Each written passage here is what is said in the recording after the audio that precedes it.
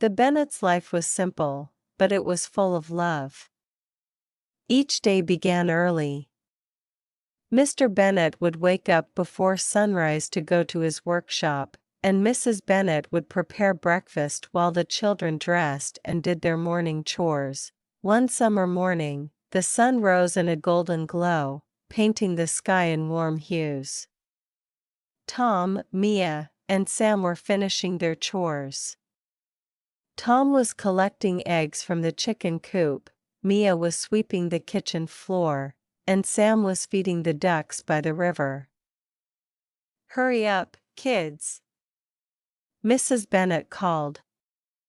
"Breakfast is ready." The children quickly finished their tasks and sat down at the small wooden table.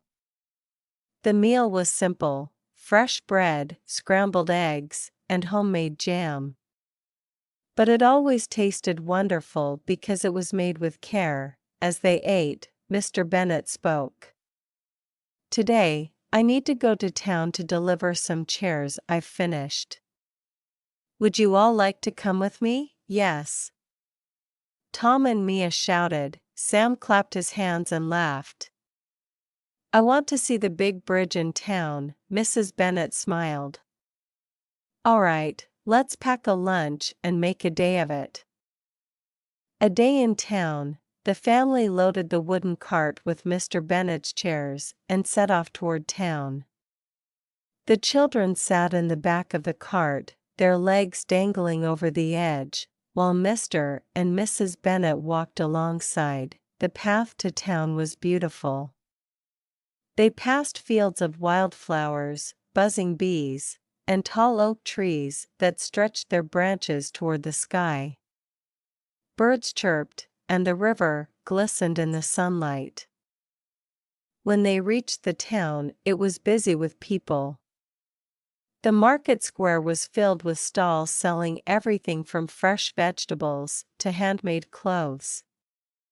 The children loved the sights, sounds, and smells. Mr. Bennet delivered his chairs to Mr. Thompson, the owner of a furniture shop.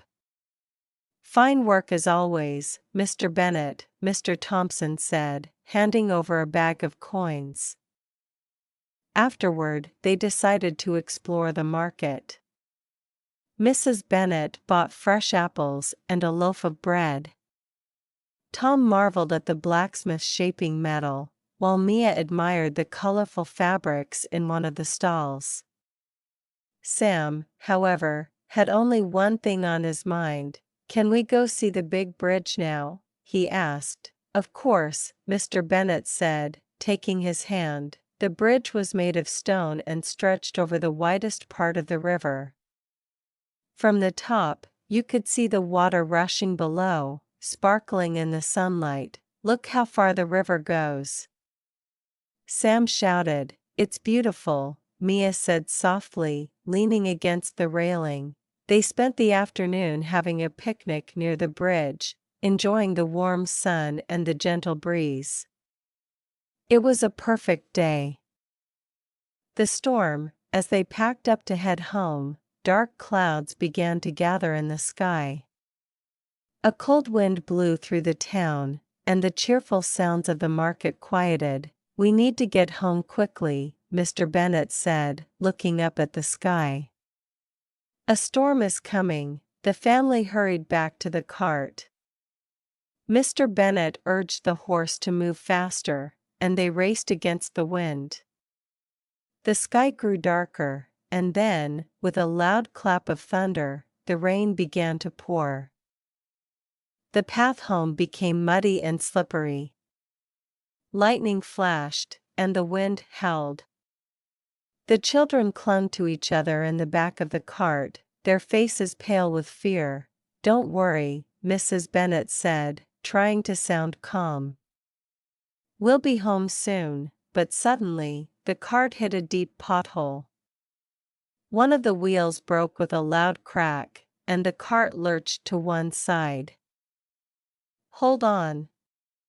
Mr. Bennet shouted. The children screamed as the cart tilted. Mr. Bennet quickly jumped off and helped Mrs. Bennet steady the cart. "The wheel is broken," Mr. Bennet said. "We'll have to walk the rest of the way." The rain poured harder. Mr. Bennet carried Sam and the rain poured harder. Mr. Bennet carried Sam, and Mrs. Bennet held Mia's hand.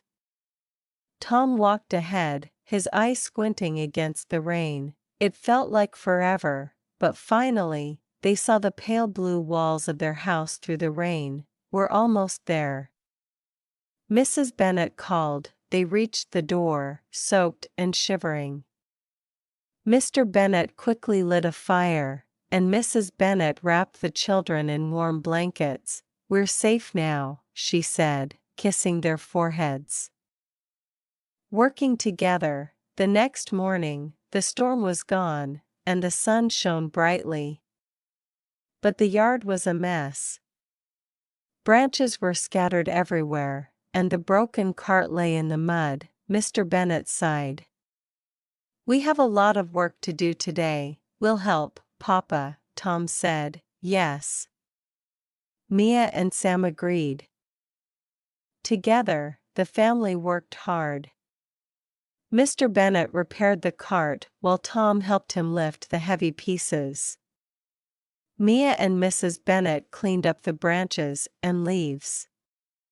Sam, wanting to help, carried small sticks to the pile. By evening, the yard was clean, and the cart was fixed. The family sat by the river, watching the sunset. "I'm proud of you all," Mr. Bennet said. "We faced the storm, and we fixed everything together, because we're a team," Tom said. Mrs. Bennet smiled. "And a family that works together can overcome anything." They sat quietly, listening to the gentle sound of the river. The house by the river might have been small, but the love inside it was strong and endless.